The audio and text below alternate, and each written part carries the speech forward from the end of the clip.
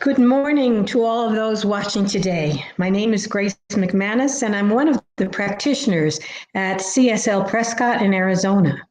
The purpose of the practitioner is to teach and pray, and we also participate as practitioner on duty during the Sunday service. So I welcome all of you to our Sunday meditation and to the beginning of our spring season.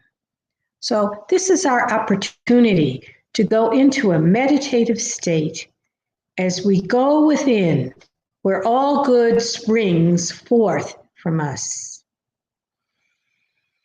So let us take a deep, cleansing breath as we center into and relax our bodies totally. Let our eyes close and our shoulders drop as we focus our attention on the now. Let us focus our mind on some of the sights of spring bursting forth around us. Notice the trees that are beginning to bud and the roots pushing through the soil. Be aware of the birds and the bees and the butterflies returning and beginning to pollinate the plants around us. Listen to the sound of the birds as they welcome the coming of spring. Notice the trees bringing forth their flowers, which will eventually lead to fruit being produced.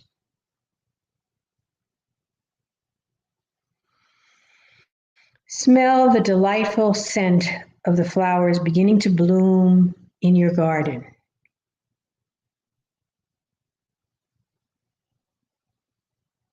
Welcome the early morning sun as the days begin to get longer. And watch as we begin to see the animals coming out to enjoy the warmth of the sun. See people beginning to populate the parks as they shake off the cold of winter. Now is the time to enjoy the sunshine, the fresh air, the soft breeze that lifts our spirit. Let's take a deep breath. Enjoy all those outdoor activities where we hear the laughter of children on the playground and the crowds delighting as they watch the sporting events. Let us notice the renewal of life all around us. Let us open ourselves up to the possibilities of new life, new adventures, and the renewal within ourselves.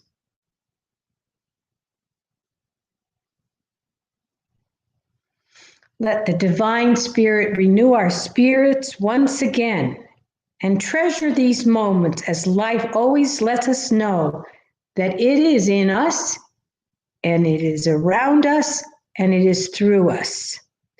Let us open up all our energy channels to allow the God Spirit to penetrate every aspect of our being. Let us see the beauty and the diversity of life around us. Let us pay attention to the fact that Mother Nature never fails as it begins the cycle of life again. This is truly an amazing time of the year. So I invite you to take a deep cleansing breath again. As you inhale, relax your body, and as you exhale, begin to smile as you welcome the day. Feel refreshed and renewed as we all go into the silence at this time. Thank you.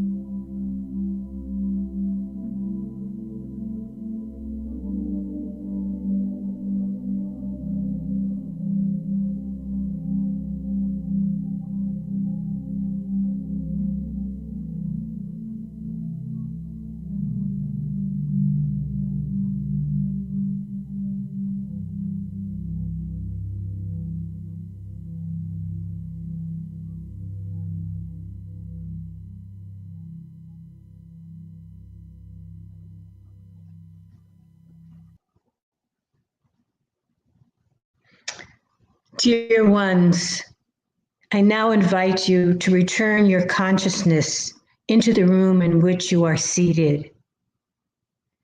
When you are ready, open your eyes and return to the flow of life around you.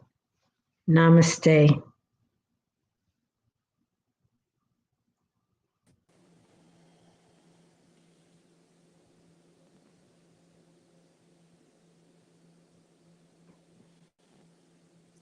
Good morning, and welcome to the Center for Spiritual Living, Prescott, Arizona. It's so good to be back on this beautiful Sunday morning. Welcome to everyone. And thank you, Grace, for that beautiful meditation. It is indeed spring. A couple of announcements. Reverend Kathleen is interested in starting a prayer and meditation circle. It'll be starting soon. Contact her if you are interested in being a part of it. Our other circles are ongoing, and information is on the website.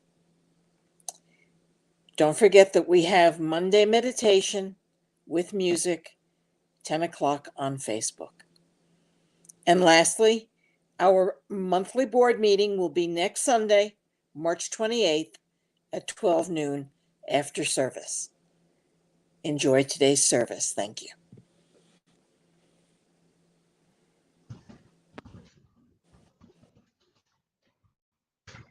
Good morning again. This is Grace McManus, and I welcome all of you to our service today. And let us begin with an invocation. So settle yourself again once into your seats as we all begin to recognize the one presence that is within all of us, the energy that flows in and out throughout the universe, all powerful, all knowing, and all present. And I know and I state that I am one with this presence as I express my gratitude today for the people that are involved with this service, for the wonderful message we're about to hear, the beautiful music that will be presented to us, and the signing by Bob Jocelyn. As I release this prayer, I say thank you and release it into the law, knowing all is well, and so it is. Thank you.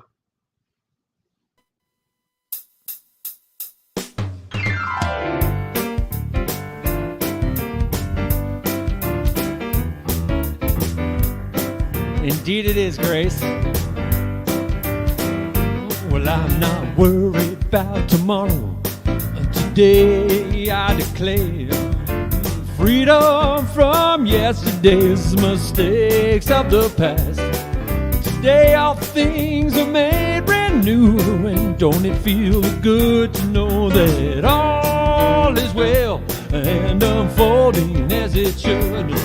I can change my reality by changing my mind. A perfect happiness is yours and it's mine. I am blessed and so are you. Oh, and don't it feel so good to know that all is well and unfolding as it should. Well, all is well. All is well. Is directing me right now. All is well, all is well. Well, all is well and unfolding as it should. Well, I can cloaked in the spirit. I am fed by the divine.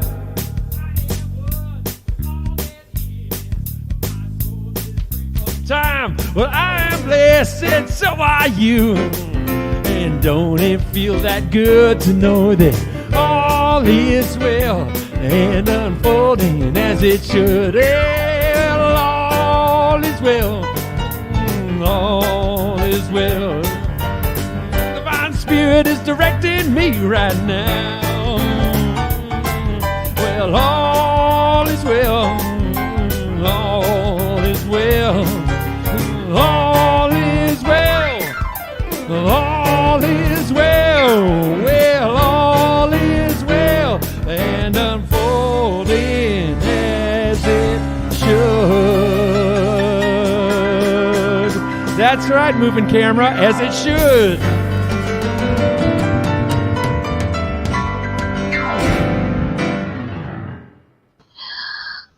The camera wasn't moving. It was bobbing its head along to the beat. That's what it was. Good morning, everybody. My name is Reverend Kathleen Sibley. It is my joy to minister to you today. Please know that whoever you are, wherever you are, whenever you're watching this, you are entirely welcome here, just as you are and just as you are not.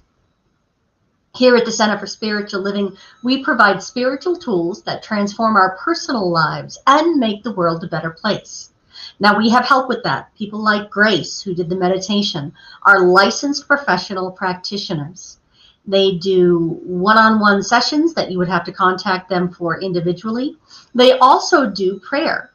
And so if there is anything on your heart, anything that is making life more difficult than it needs to be, then I invite you to go to our website, which is www.cslprescott.org. You can contact one of the practitioners personally or just put in a general prayer request, and we work on those throughout the week. And if you will stop on Monday morning at about 10:15, we're on Pacific time now, Pacific time, and just say yes to answered prayer, that would be awesome, because that is when we come together on Zoom in order to work through each prayer request one at a time. So again, that's www.cslprescott.org, and that is your place to go to find out about classes and what we're up to and everything else, along with get signed up for the newsletter, which allows you to hear about our grand reopening when we decide that happens. That's a big chunk of what we'll be talking about at the board meeting on Sunday. If you want the link to that, please do contact me. Again, it's Reverend Kathleen at cslprescott.org. I know that there's a banner that goes under my name every so often during Sunday service. There we go. And that is how you contact me personally, or just Google me at Reverend Kathleen Sibley. Now, there's a lot of right ways to get involved with the center, whether you are physically local or not. There's some great ways to become part of the center, whether you are physically local or not. And there's some great ways to do spirituality, whether you want to be part of this center or some other. And we have a tradition in the center at CSL Prescott of honoring all the different paths to God, to remind ourselves that we don't own truth. And so at the Center for Spiritual Living Prescott, we honor all faith traditions. As we light a candle for the world's religions, it is to acknowledge both our multiplicity and our unity. And we light a candle for Christianity, based on the teachings of Jesus the Christ, who taught the path of love, forgiveness, and healing by the presence within. For Islam, the practice of submitting to the will of God is revealed through his prophets, peace be upon them, who taught that there is one God, creator of the heavens and the earth. And for Judaism, a community of shared laws, traditions, and family ties, which began with the covenant between Abraham and God. For Buddhism, the middle path that ends suffering and awakens mindfulness and compassion. For Hinduism, the path of knowledge, action, and devotion. For all of the Native American and indigenous traditions, as we in the Southwest, we say those who walk the good red road, including the people of the sun that we know locally as the Yavapai. And for the Baha'i, the path of unity and peace. For all of the goddess traditions, embracing the divine feminine as maiden, mother, and crone or wisdom keeper. And for the science of mind, which is the philosophy of life that teaches there is a power for good in the universe and we can use it. And so we remember who we are by using our own affirmation. So please say this with me. We are here for God. Our purpose is to express the nature of God as love, abundance, and joy in everything we do. The good we seek for ourselves is what we desire for all people everywhere. And so it is.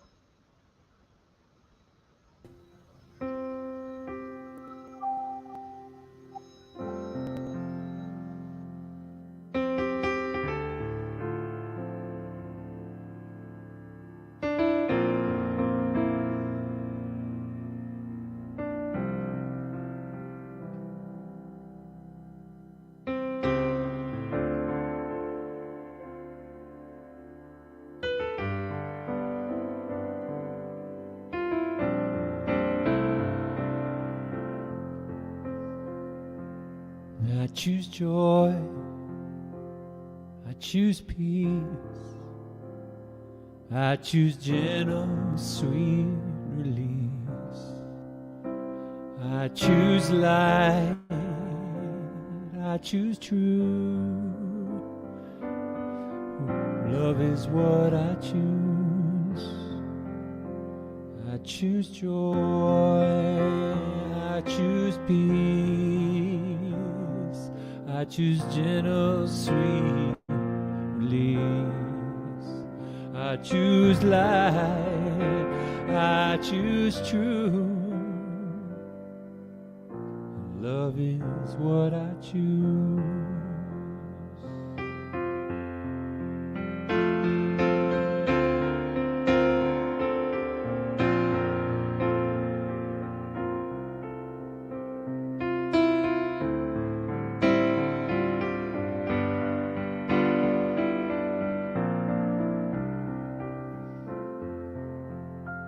I choose joy, I choose peace, I choose gentle, sweet release. I choose light, I choose truth. Love is what I choose. Love is what I choose. Love is what I choose.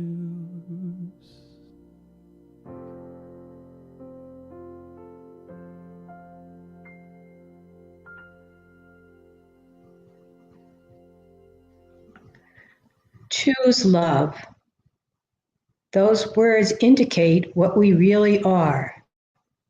As it says in the Course in Miracles, teach only love, for that is what you are. Teach only peace, for that is what you are. Let us take a moment to reflect on those words, the true nature of the divine intelligence. The true nature is love. That is what God is. As we go into silence for 1 minute.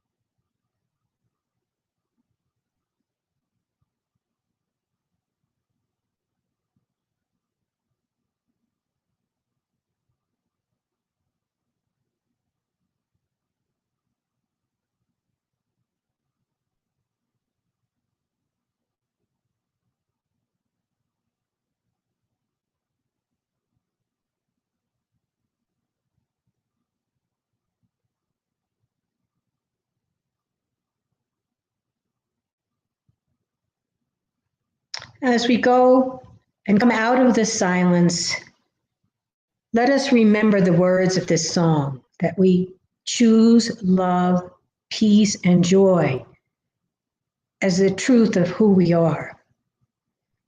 And as we open our eyes, we keep these thoughts in our minds for the rest of the day and throughout the week.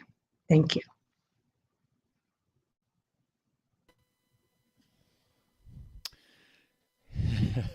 Oh, now you can see my fan, my number one fan. This camera is moving all over on me today, and I'll take Kathleen's take on it, that the camera is dancing with the music, and the camera will surely be dancing today with our guest soloists, of course. My longtime friend, going all the way back to our nursery school days together. Very accomplished singer-songwriter, and really a privilege to have reconnected with her. This is from Vermont, ladies and gentlemen, Libby Kirkpatrick.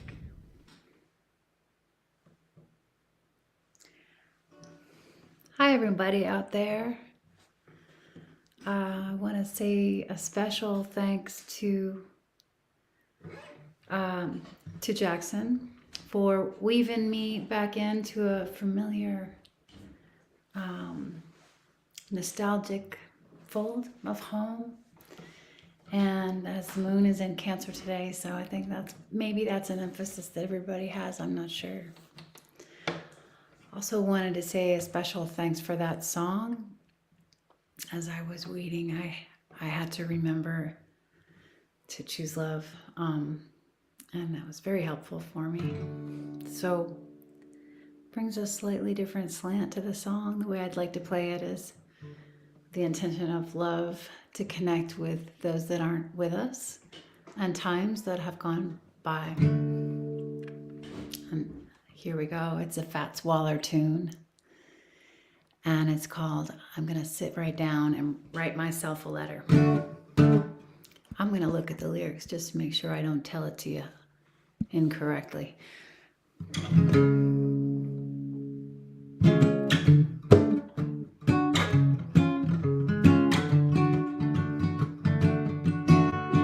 I'm gonna sit right down and write myself a letter and make believe it came from you. I'm gonna make it sound so sweet, it's gonna knock you off your feet. With kisses on the bottom, yes, I'll be glad I got 'em. I'm gonna smile and say, I hope you're feeling better. And sign with love the way you do. I'm gonna sit right down and write myself a letter and make believe it came from you. I'm gonna ask you to do the solo right there in your own home. That means I should be quiet.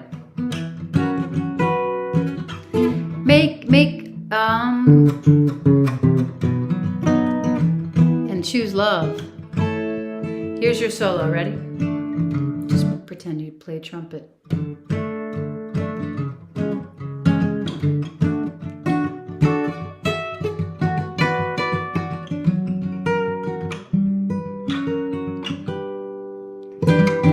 Go on, you're doing great.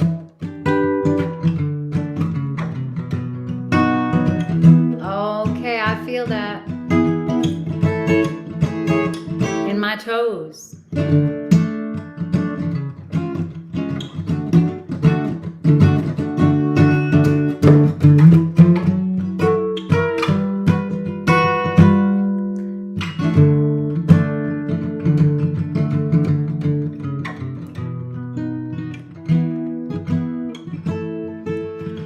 That was pretty good. I'm gonna smile and say, I hope you're feeling better. And shine with love the way you do. I'm gonna sit right down and write myself a letter. And I'm gonna make believe I'll make believe it came from you.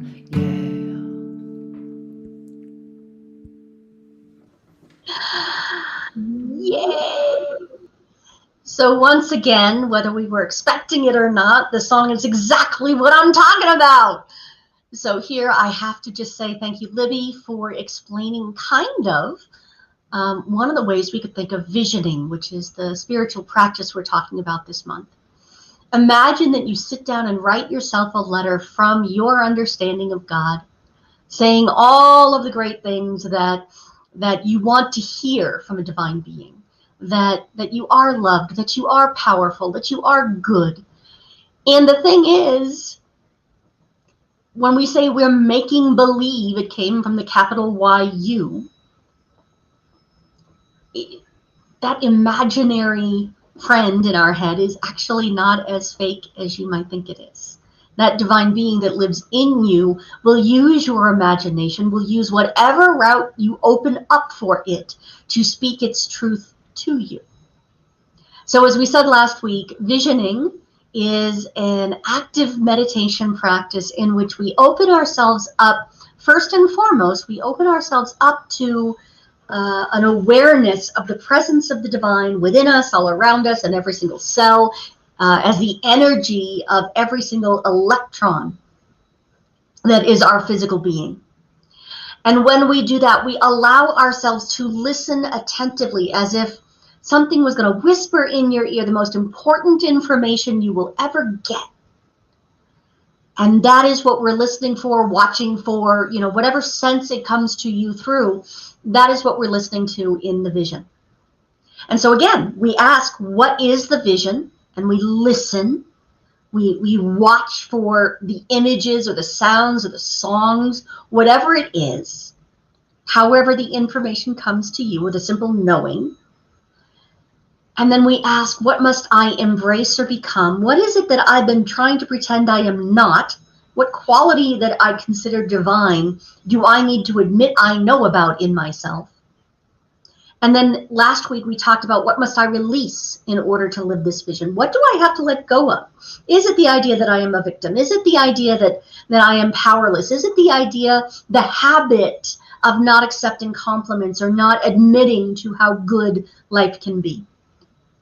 This week, we're talking about what must we accept?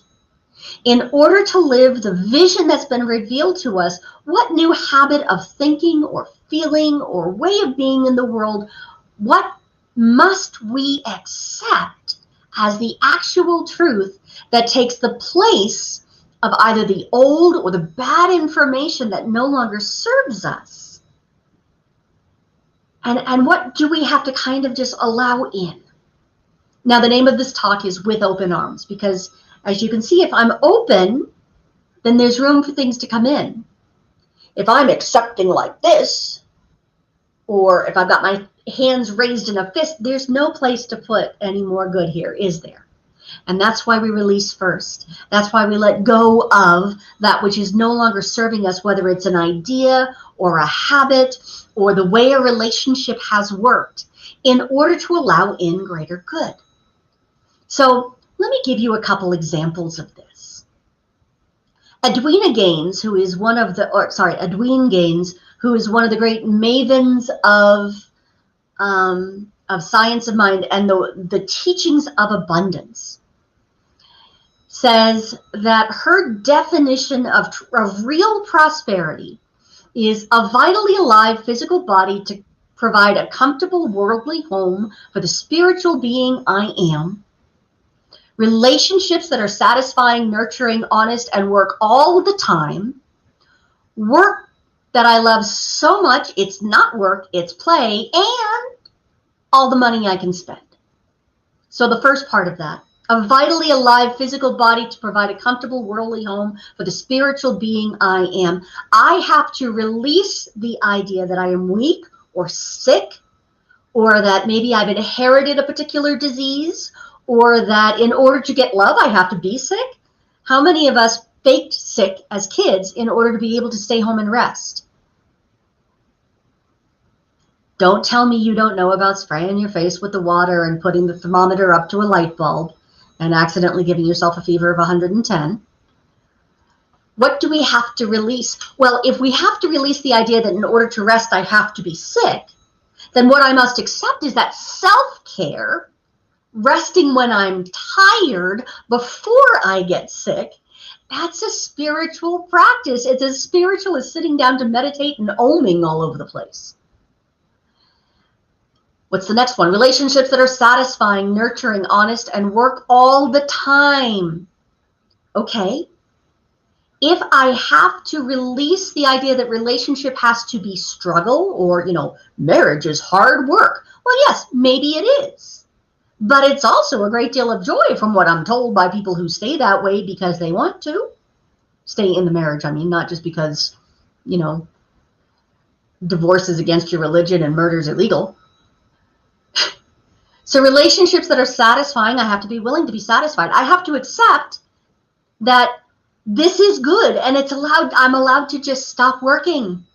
I'm allowed to just allow this to be and be grateful for it as it is.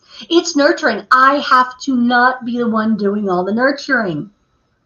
How many of us have been taught that if I'm not doing for the people in my life, then I have no reason to be in their lives. They won't like me if it's just me and I'm not doing anything for them. Honest. Oh, how many of us tell little white lies in our relationships? Or tell ourselves they're little white lies. I'm being kind by not telling you my truth.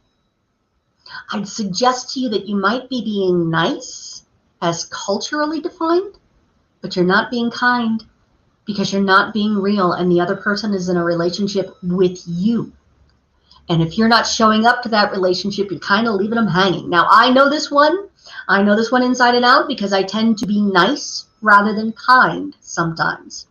And it has been a learning experience for me in my visioning to embrace the idea that I must accept that being kind is better than being nice. I must tell people the truth about where I am and who I am so that they can be in an honest relationship with the real me. Oddly enough, it tends to work out better because I can't fake it for as long as I sometimes think I'm supposed to. I can't keep a straight face while trying to be, I'm so spiritual. I'm the minister. I never swear. I never have bad hair days. Honestly, guys, I have bad hair days. I swear when it's appropriate. And I believe that being real, being authentic, being honest is the most spiritual thing we can do. If our relationships work all the time, does that mean we have to stop playing in the drama? Do we have to let go of the drama of, oh my God, he might leave me or she might leave me, and so this is how we behave? Or if I want more attention from my partner, do I threaten to leave? Do I start withholding affection? If it works all the time, then we get to feel loved all the time. And whether that is being demonstrated by the person we consider our partner, whether it's a friend or a family member, maybe the only one we can count on for having their full attention all the time is the divine. And so we take care of ourselves in that way. We accept that it is our job to receive love, not their job to make sure we feel it. Oh, that's a tough one, huh? I remember being so horrified and insulted the first time a therapist told me it wasn't my boyfriend's job to make me happy. Fired her on the spot. Managed to do it silently so that I didn't have to rehire her and apologize. Work that I love so much, it's not work, it's play. I don't know about you, but I was raised with the idea that if I'm not sweating it or efforting in some level, it's not real work and I shouldn't get paid for it. Or I haven't earned good if it isn't at least a little bit painful. No pain, no gain. What if we had to let go, release that, and accept the idea that we know that that good is ours when it flows to us naturally, that we're just having fun with the people we love. And that is also known as going to the office and creating a world that works for everyone. All the money I can spend. Now, this one I've had challenges with because, honey, I can spend some money. I could spend some money, except that I was taught not to be greedy. I was taught to think of other people first. And while that is a great thing, I generally only spend all the money I can at Christmas, which is why I love it. I have no problem buying tons of gifts for other people, but clothes that actually fit were a struggle for me for a long time. Maybe there's something that you've always wanted, and yes, the money is in the budget if you would allocate it, but somehow it's hard for you to accept that good for yourself. Don't be the person who gets to the end of their life and has never had fun. Teach the next generation how to have fun by being like me, the wild and crazy auntie that just goes out and does whatever the heck she wants after I've taken care of basic responsibilities. There is a balance to be found between that idea that greed is something that we're not allowed to do, or that we don't have to think of anybody else, and that long-suffering martyr. There's a spot in between the two, between the greedy person and the martyr. There's space for all of us in between the two. And so as we let go of the idea that we cannot have good, or that we have to struggle and strive for things, as we allow good to flow to and through us, it is that acceptance that has to be a conscious step within our spiritual practice that allows Spirit to say yes to whatever we've said yes to. Remember, Spirit won't do for us what it can't do through us. That is not how it works. Spirit has to work through us to create the good in the world. And so if we're saying no to good, then there's no room for that to come into our lives. A gentleman by the name of Reverend Ike, I believe it was, used to say, you can't help the poor if you're one of them. Or words to that effect. Now, poor, in this case, I would invite you to redefine. Poor would be, I think that there's not enough good in the world, and so I better hang on to what I've got. It's not about the amount of money. It's not about your job. It's not about any of that. It's about the mindset of being rich, which says the divine within me has created all sorts of different ways for good to flow. And so I'm going to allow that good to flow to me, fill up with it, and let the overflow go into the world again. And this is how I am rich.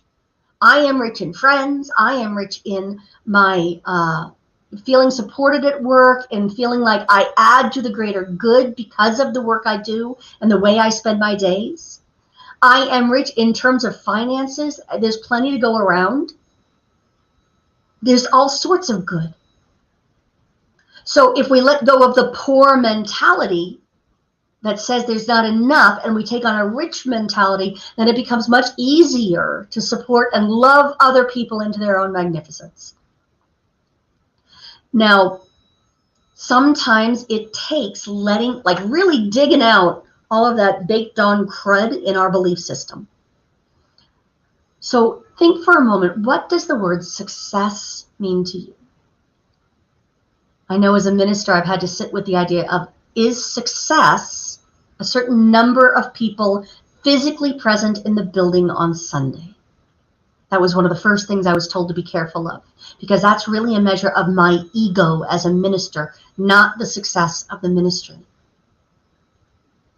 Let me say that again. Our success as a community is not about what ministers would call butts in seats on Sunday. It's about lives touched in whatever format that works. It's about how many people walk out of Sunday service or Wednesday service or Tuesday morning service or whatever it is you're doing, walk out of the classroom, walk out of a Zoom call feeling more like the true magnificent soul that they are than when they walked in the door, whether it was physically or digitally. That, to me, is success. That's a little harder to measure, but it's a more honest way of looking at success for me. Were you taught that in order to be successful, you had to go to college? Were you taught that in order to be considered successful, you had to have a certain amount of money and a certain amount of, a spouse that looked or acted a certain way? Were you taught, maybe, that success has to do with being the right weight or looking good in pictures? What were you taught success was? What if it's something else? Another vision that we talk about a lot is what we call the global vision. And the story of the global vision, which I'll quote in a moment, is that we, back before CSL was the name of our Centers for Spiritual Living, back in the days of the United Church of Religious Science, very old name, some of you won't even remember it,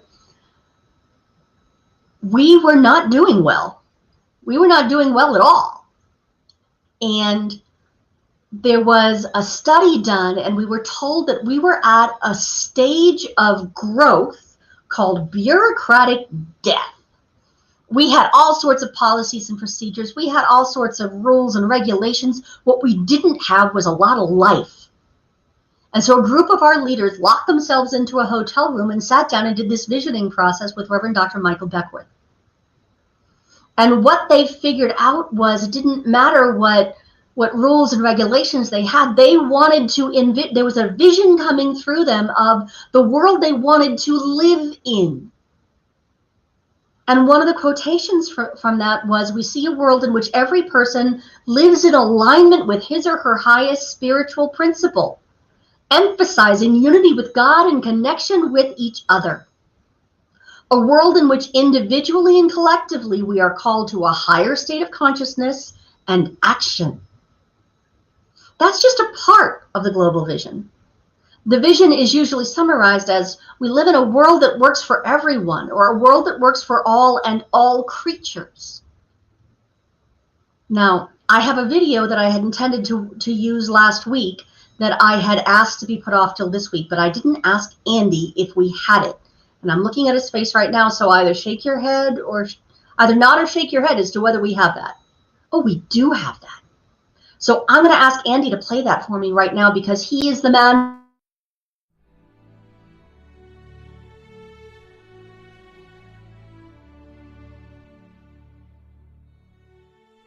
I can imagine. 我可以想象 Je peux imaginer un monde. I can imagine. Puedo imaginarme. Ik zie een wereld vormen. Где мы живем, как одна глобальная семья.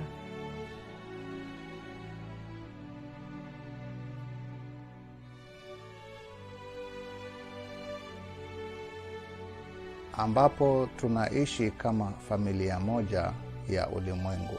Donde hay paz, armonía y justicia. Я бачу світ, де ми живемо відповідно до духовної правди. I see a world where we live according to spiritual truth.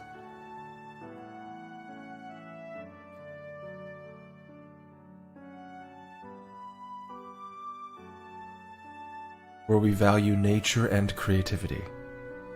Donde sentimos el llamado hacia la acción social consciente. Wo wir zu bewusstem sozialem Handeln aufgerufen sind. Donde somos llamados conscientemente a la acción social. Waarin wij allemaal geroepen worden tot sociale bewuste actie. Де ми покликані до свідомої соціальної дії. Ambapo tunaitwa kuchukua hatua za kijamii. Donde la vida es honorada como la divinidad. Where humanity awakens to its spiritual magnificence. Où l'humanité s'éveille à sa magnificence spirituelle. 在这个世界，你爱我，我善待你。 Where people have enough food. Où les gens ont suffisamment à manger. Wo die Menschen genug zum Essen haben. Donde la gente tiene suficientes alimentos.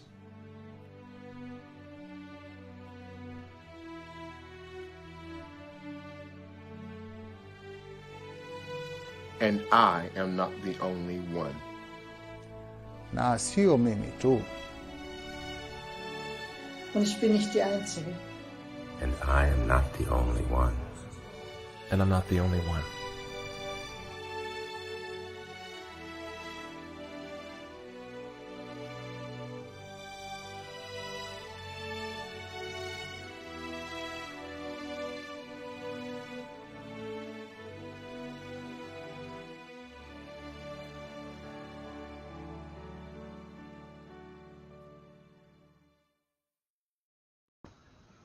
All right.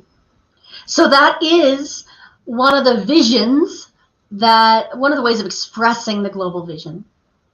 And when I first saw it, it occurred to me that I had never put music to it. I had never imagined it in so many different languages with so many different looking people and children and adults and people of different ages and colors and races and creeds. So what I am willing to accept is a larger vision. How do we get there? First of all, with visioning, often one of the mistakes we make is that we think we walk out the door of any visioning session with a to-do list.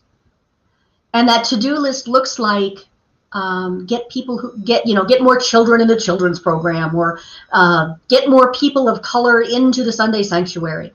It's not that kind of a to-do list.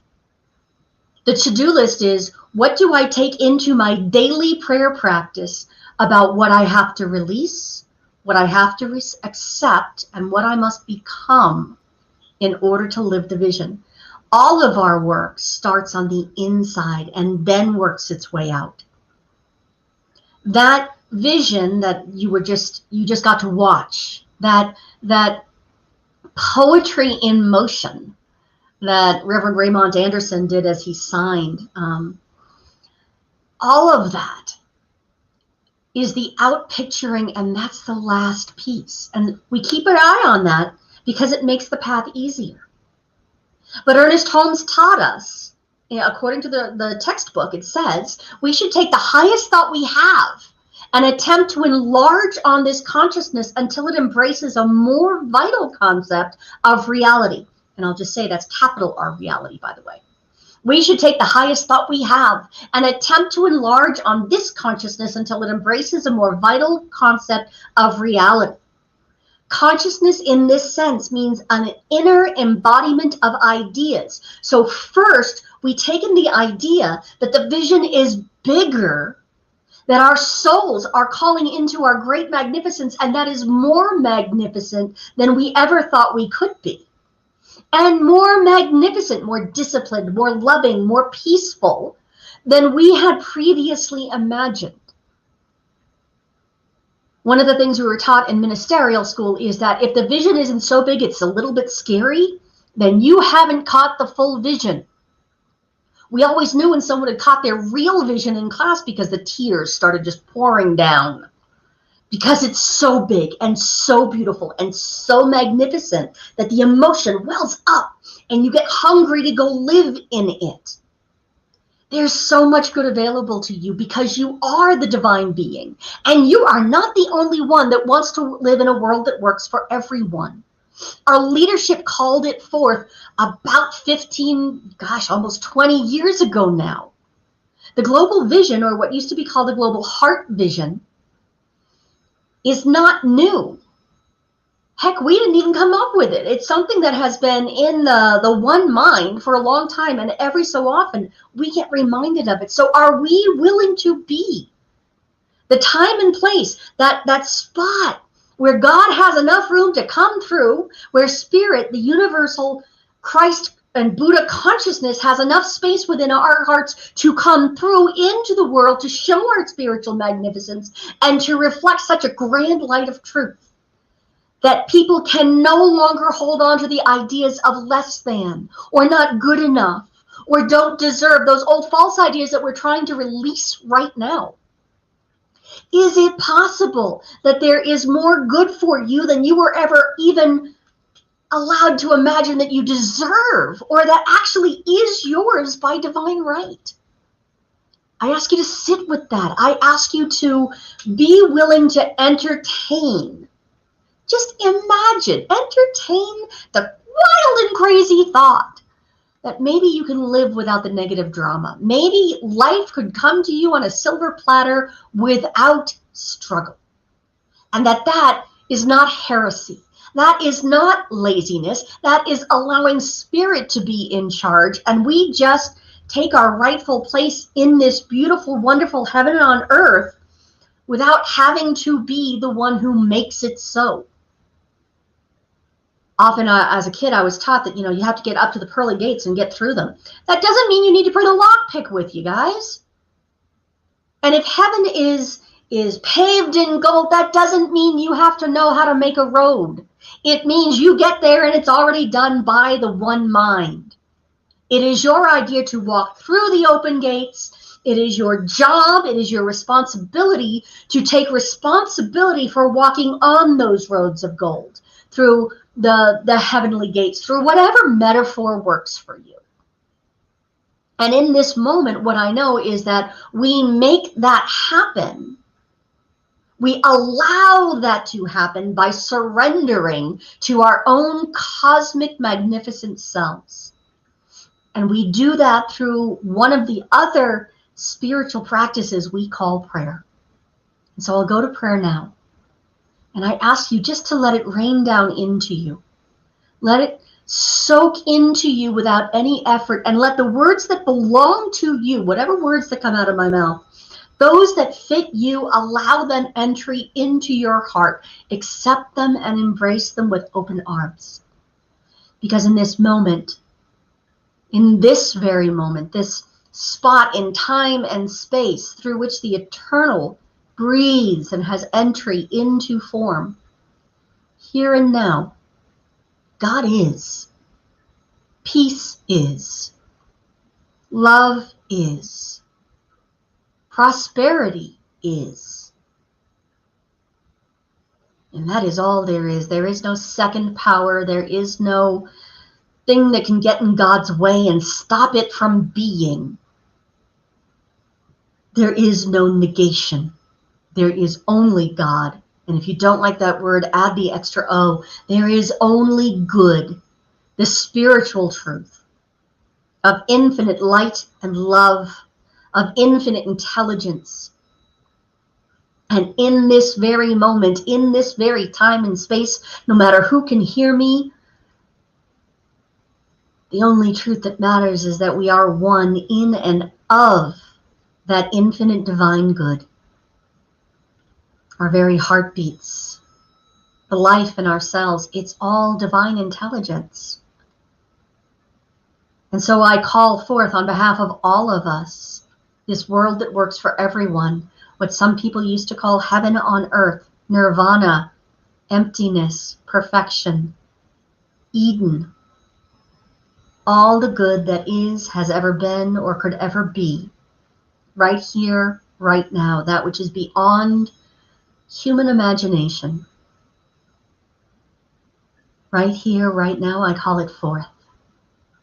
I call it into form, that we may see what has always existed within our shared mind, within our shared consciousness.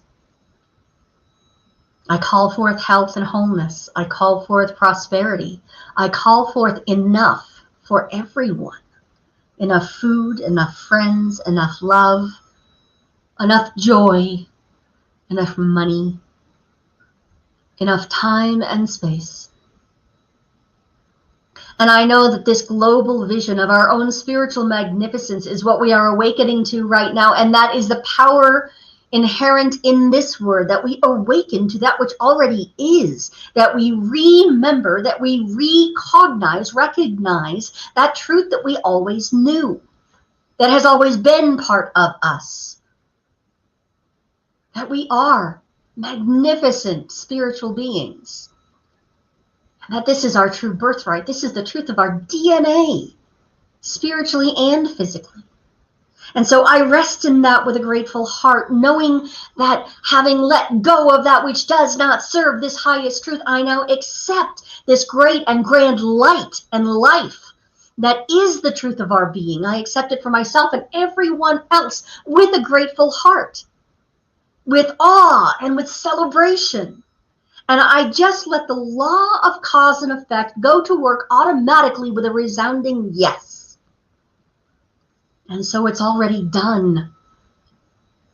And we joyfully and expectantly and patiently await the manifestation, knowing that there is nothing else that can happen. And together we affirm, and so it is.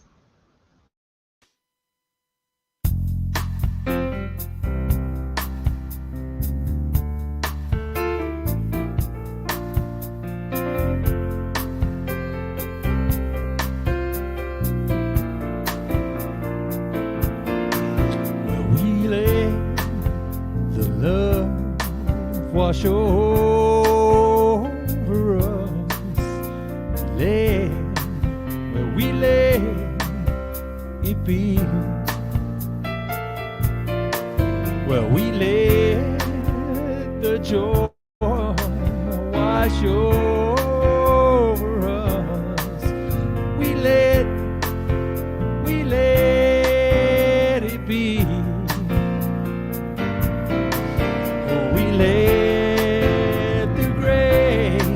wash over us. We let it be. We let the love wash over us. We let it be.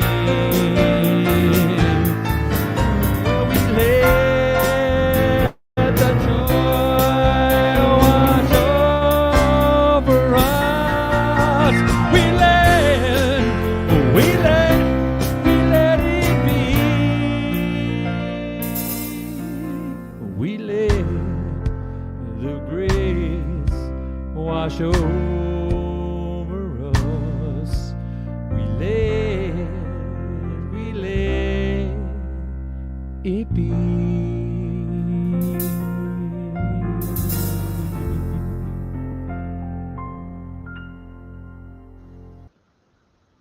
And so as we allow all of that good to wash over us, this is our time to acknowledge all of the good and to allow it to wash over us and through us back to the world. And so normally we would be passing the basket and accepting our tithes and offerings. I invite you to tithe online or to give online or to mail your check, however that works for you. And know that this is how you tell the universe you're ready to be the magnificent spiritual being that you are.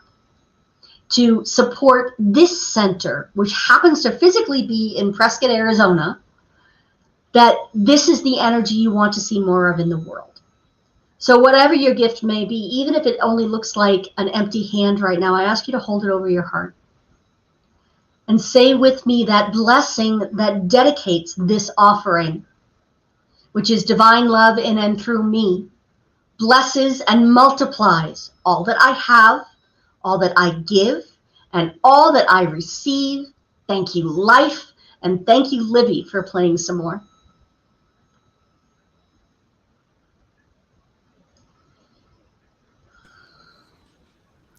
Thank you, Kathleen. Great to hear from you. You inspired this one.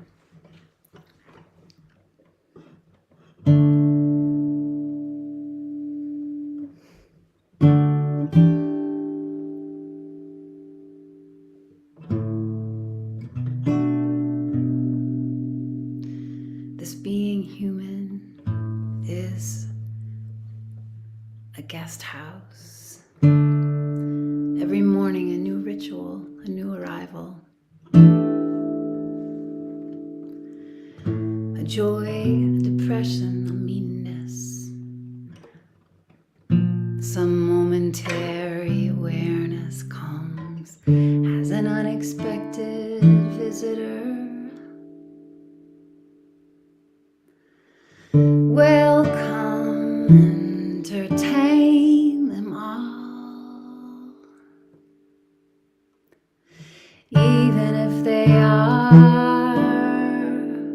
crowd of sorrows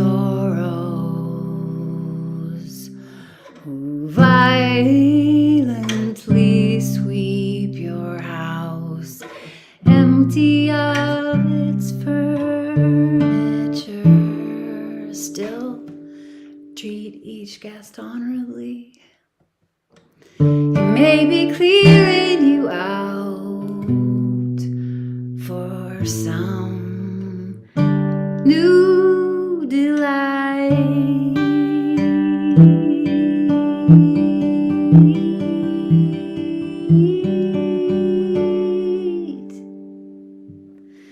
The dark thought, the shame, the malice, meet them at the door, laughing, invite them in, invite them in.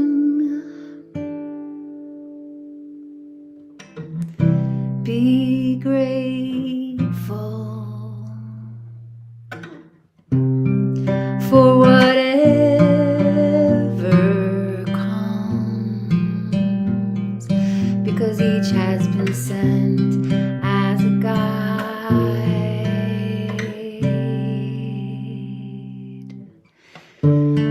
from beyond.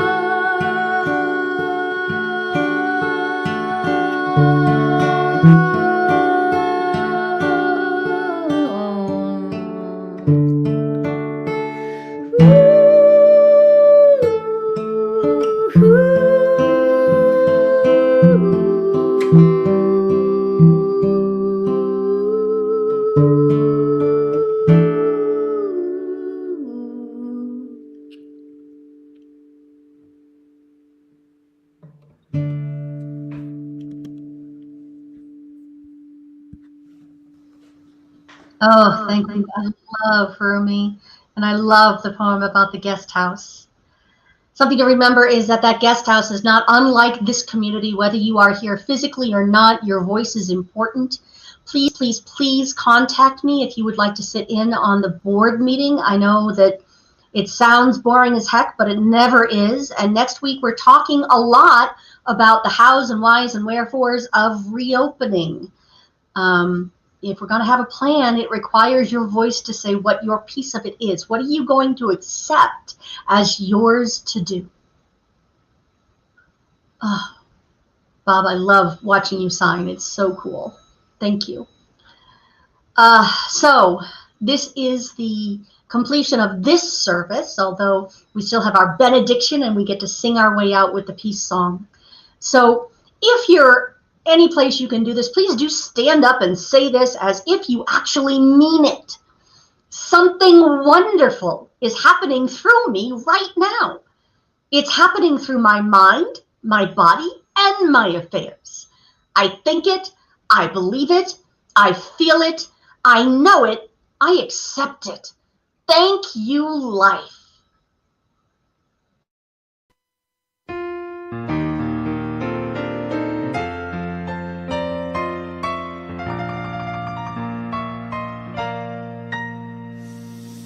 Yes, there is peace on earth, and yes, it begins with me. Yes, there is peace on earth, the peace that was meant to be.